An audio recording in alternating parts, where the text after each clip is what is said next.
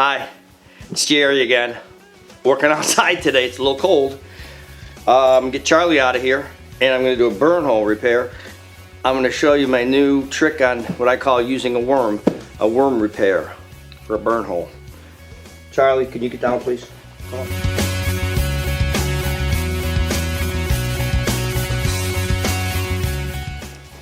I'm going to use my burn repair kit, my number 860, my Refinish Coatings burn kit that I just take off, and I go right in the car and fix it because everything's in here. Okay, worm repair. I'm going to take from my assorted thicknesses, from my assorted box of worms, I'm going to pick one that will fit into the hole. Not small, but bigger than we need it to be. I'm going to take and line it up with my tweezers so it's in the front of the tweezers or at the bottom, and I'm going to push it down. And I'm going to take my blue little tool and I'm going to hold the worm down while I pull this out. That's what I'm going to do, except now I'm going to glue it in, and I'm going to use the welder's glue. I'm going to take and I'm going to coat my worm with the glue. A thin layer, but completely everywhere, and work it in so it soaks in a little. You don't want a lot, but you want to cover it. Take that, put that to the side. I'm going to squirt a little. Let me show you what a little is. This is a little into the hole. And then I'm going to take my tool and I'm going to work it all in. And I'm going to put some more on. And I'm not getting any outside, and I'm not letting it puddle up inside. It'll take too long to dry. I'm going to coat that as good as I can. I'm going to allow these two surfaces to dry. I'll use a hair dryer to speed it up. I want these to be about 95% dry, so slightly tacky and warm. Next, I'm going to take and make sure that your tweezers are clean. If you need to clean them, clean them. They need to be clean. No glue on them from the previous time you used them. I'm going to gently place my worm on the tweezers and just squeeze a little bit. I'm going to sink it down and I'm going to let go with this hand quickly. I'm going to do that so I don't accidentally move that worm. I'm going to hold it like that. I'm going to pull this out like that. My worm is stuck. I'm going to examine it and inspect it. I want to make sure that the rim around here is evenly and tightly secure. If it's not, I'm going to take very small amounts of the welder's glue and I'm going to dab it in that area and transfer it to the opposite side so both areas are coated. Okay?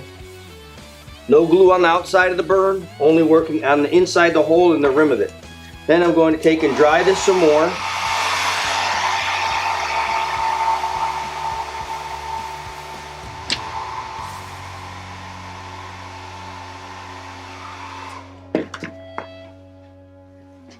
I'm going to again inspect it.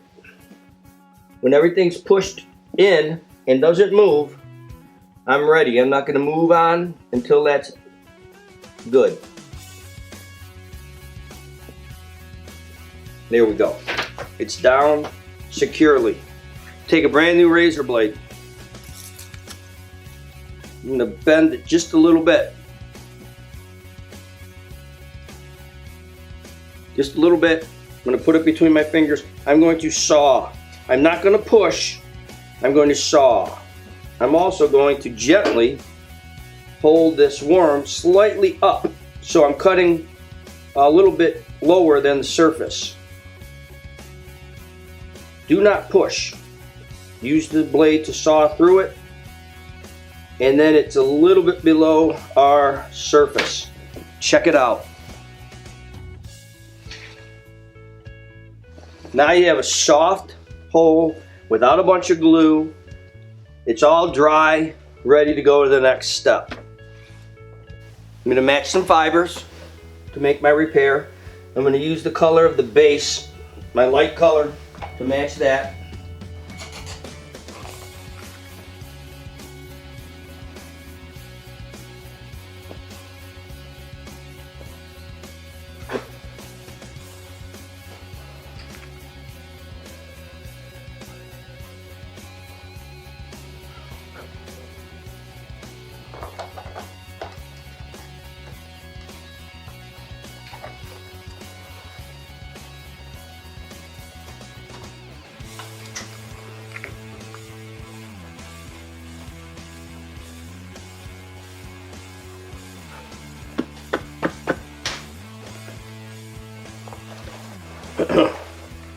So I'm going to take a flat surface. I'll use the lid of another mixing jar. I'm going to use some of my leather and fabric glue. I'm going to put a little puddle down. A little bit of glue. A little bit of fibers. I'm going to make a paste. I don't want it too wet. I don't want it too dry. The reason why I'm doing this is so the glue doesn't form too hard of a surface. It bulks up the glue, and it also keeps the glue from shrinking. If you just use the glue, it's water-based, it's going to shrink. Next day you're going to have a divot there. So this really helps. Mix this up so it's still a little wet but pretty dry. And I'm going to put a ball of it at the end of my blue tip spatula, and I'm going to work it in this hole.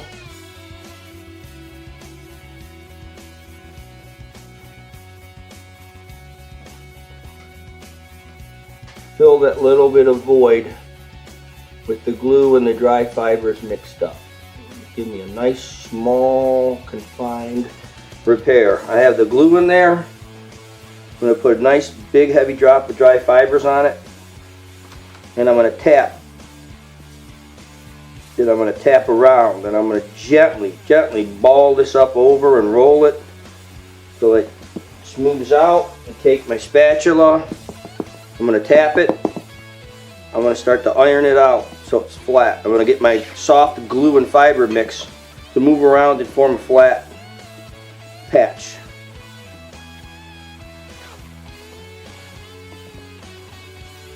Once I'm satisfied with that,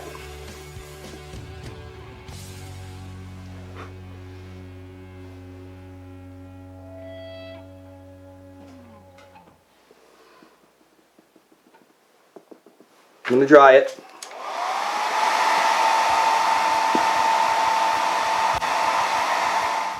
Next, I'm going to take my mixture of fibers, put some in my lid just a little bit, take my puffer ball, squeeze it, hold it a little bit, about an inch in front of my fibers.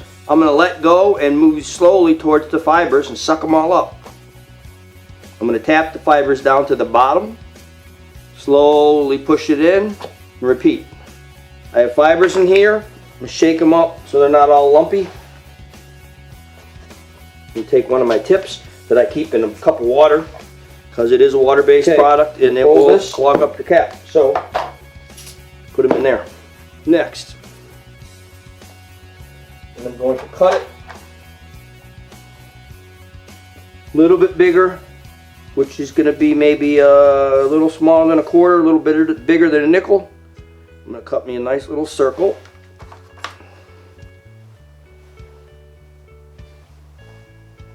I'm going to lay it over there gently. I'm going to spray some fiber, our 8 block spray adhesive, a little bit. Shoot here and flick over there.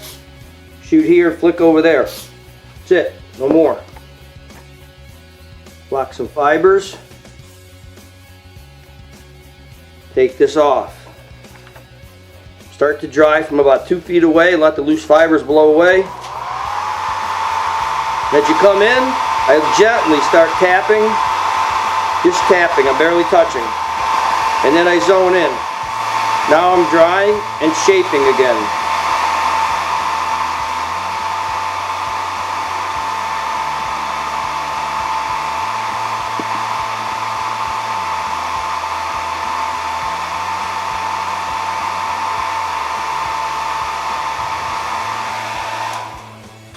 grab me that, please?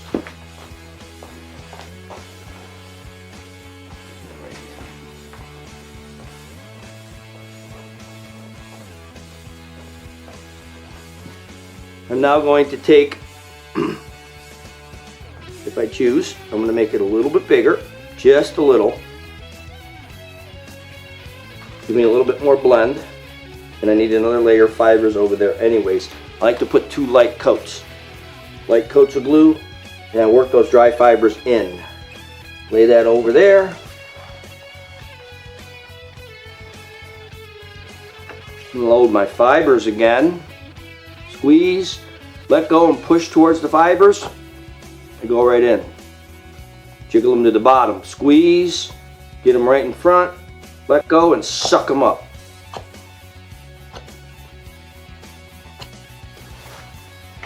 And shake them up. 1, 2, light coats. Don't have to worry about all these dry fibers all over. They're going to blow away right now.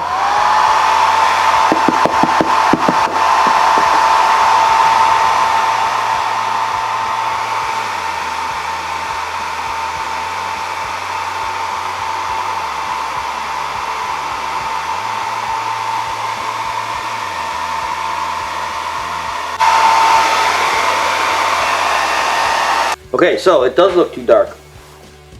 Here's what I'm going to do. This is an easy little trick here. First off, I'm going to get rid of some of these fibers because I don't need them. They're too dark. I'm not going to expand on it. I don't want to brush over my repair, but I'm going to gently brush in and get rid of some of these fibers that are too dark.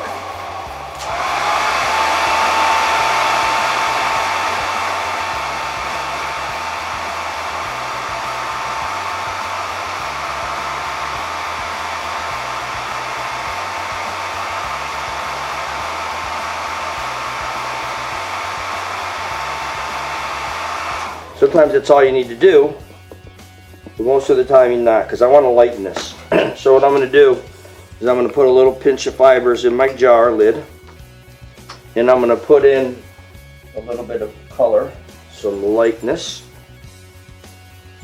and I'm going to put in a little bit of yellowness. Odd.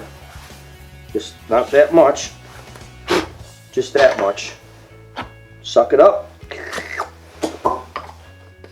This hole might be too big. We just make another one. Since I reduced the size, let's not make it big again. There we go. Okay. Perfect size. Right there.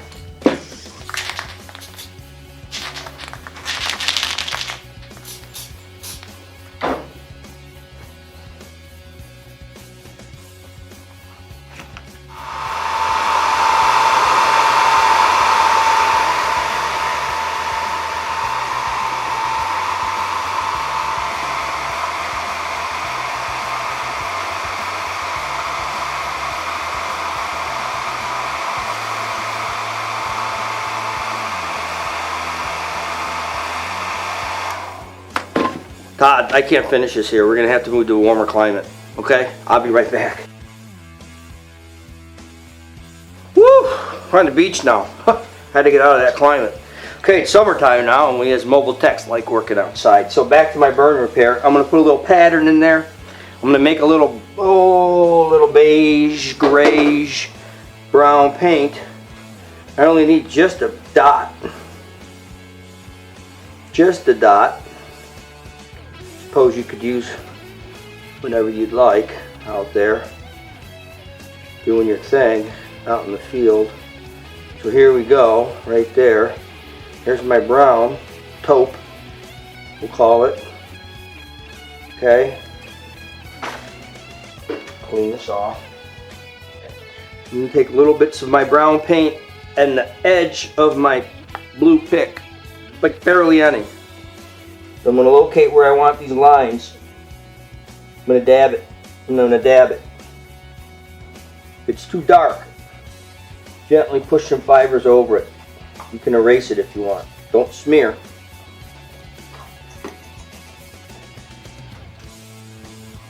going to reference a couple spots. If you just get a couple lines in with some paint or a marker or whatever, I prefer to do this because I can be very precise and very clean, and it doesn't spread and wick out, and it gives me very good control. I'm just tapping in along the top of the plastic here, and I'm going to dab. Do not drag, do not wipe, you'll smear. And then there you go. There's my pattern.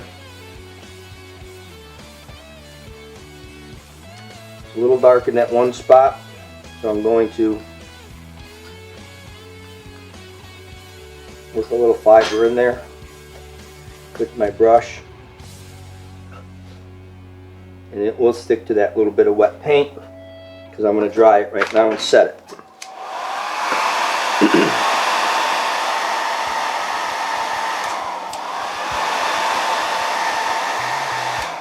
There it is. There's your worm repair. And it's a nice, soft, non-sinking, durable repair. There's not that much to go away or flake off. And what remains is a nice, durable repair. Thank you.